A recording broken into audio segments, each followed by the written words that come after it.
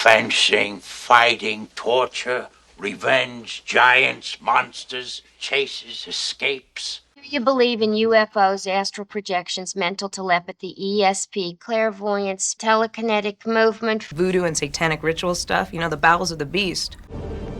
It's all connected. It's all connected.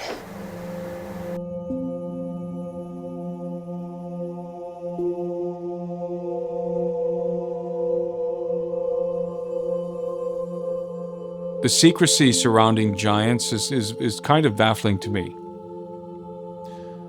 On one hand, you can understand why conventional archaeologists would keep it secret, because it just blows their theories to pieces.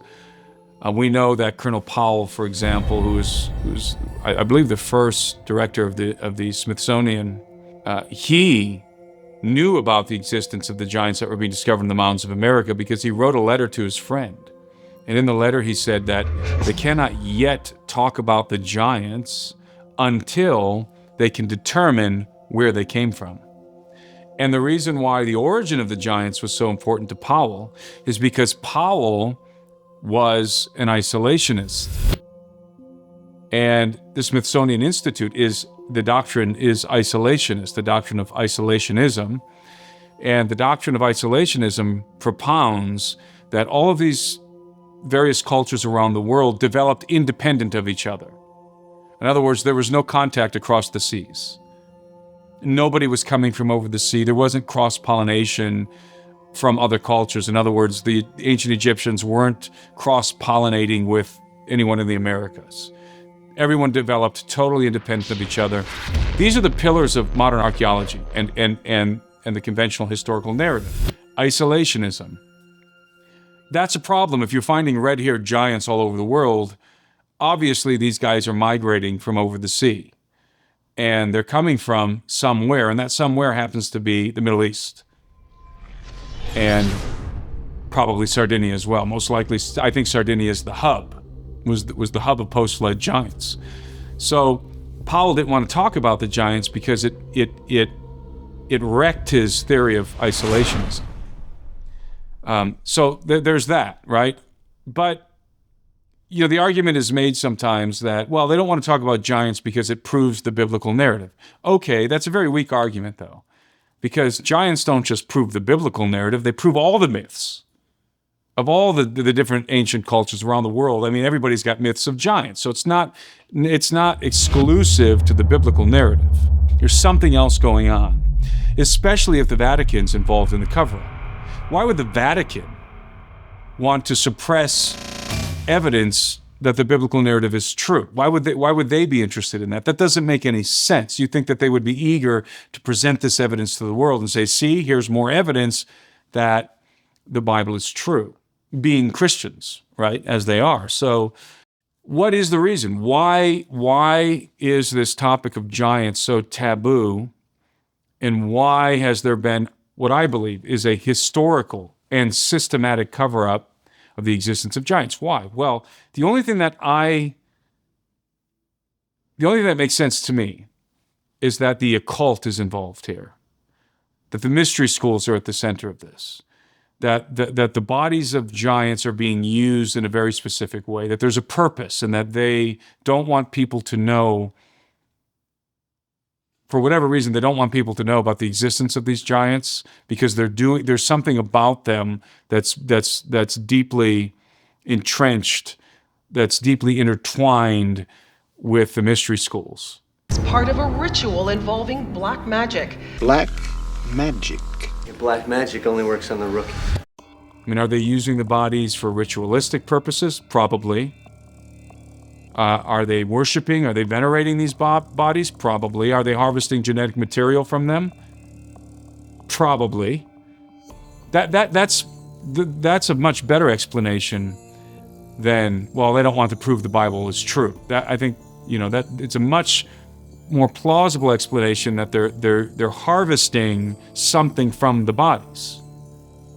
They have a use, they have a function, and whatever that use and function is, they don't want anybody to know about it. There's probably a black market that exists for these relics related to giants and other things as well, relics related in general to the antediluvian world. And oddities in general. I mean, out of place artifacts, rather. I know there's a black market for that. So, I suspect it's something to do with the occult. I suspect that the cover-up of giants, the primary reason, has much more to do with the mystery schools. You know, and everybody knows that Abraham Lincoln 407 years ago, I had a funny hat. I would say knew that the bodies of giants were being discovered in the mountains. He references it. That ancient race of giants, I'm paraphrasing, whose remains can still be found in the mountains of America, something along those lines. Abraham Lincoln, that was a definitive statement by Honest Abe. And so I don't think there's any doubt whatsoever that the bodies of giants were being discovered in the mountains of America, just like they were being discovered all over Sardinia. I think in some sense, and I illustrate this in the film I made about this, Holocaust of Giants, that in my film Holocaust of Giants, I draw a correlation between Sardinia, the situation that was happening in Sardinia in the 19th and early 20th century, and the situation that was happening in the United States, namely with the Smithsonian cover-up of the remains of giants that were being discovered in the mountains and elsewhere in the 19th and early 20th centuries. So I think there's a very interesting correlation there. Both America and Sardinia, for whatever reason, both of these areas were littered with the bones of giants. Don't you guys remember? Don't you guys remember? It's this website, WikiLeaks, and who is Hillary Clinton? Hillary Clinton drink the blood of children? I'm pretty sure it was Gilgamesh. Gilgamesh. You guys remember that?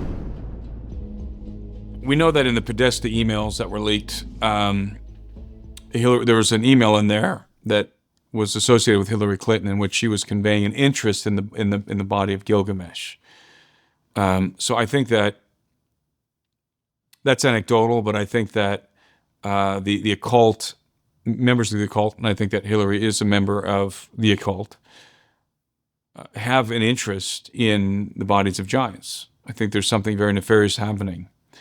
I do believe that the late Tom Horn once related to me a very interesting story in which, and he's talked about it publicly as well, but he told me the details of this story while I was staying with him at his house in Crane, Missouri, and he told me that he had obtained images from the invasion of Iraq, specifically from an operation that was happening at the museum in Baghdad, the History Museum in Baghdad. And the images depicted specifically some very large sarcophagi that were being removed from the museum and loaded up into Chinook helicopters. And that after Tom had downloaded these images on his computer, shortly thereafter, his house burned to the ground. And he lost everything, including those images, but he lost everything else. He had a very substantial library that he had lost among all of his personal affects. So it's plausible that part of what we were doing in Iraq, part of the operation was to recover the bodies of giants, the remains of giants that we knew were being kept in the museum at Baghdad. And I think we did go and recover. I have no reason to doubt Tom's story. I think we did recover those bodies. I have no doubt that the bodies and bones of giants have been secreted away to the Smithsonian repositories and remain there to this day. It's this cult where they initiate new members by making them do rituals and stuff. Tell me, what do you do with the bones? What's with the bones? I translated those pages, and they were all to do with summoning demons, okay? They're pure evil. The pure evil. Is it possible, and I'm just thinking out loud here, is it possible that you can utilize the cadavers of giants to summon the spirits of the giants, i.e. the demons? We're talking about the disembodied spirits of the giants that are wandering the earth as disembodied vagabonds, the possessing spirits. Is this the interest that the occult has in these bodies? Is this why they want the remains of giants? Can you somehow use these remains in an occult ritual and occult practices to summon or control, or even use them to as a mechanism through which you can become possessed, or other people can become possessed with the spirits of these deceased giants? Maybe that's the interest here. Maybe that's why no one is allowed to talk about the giants.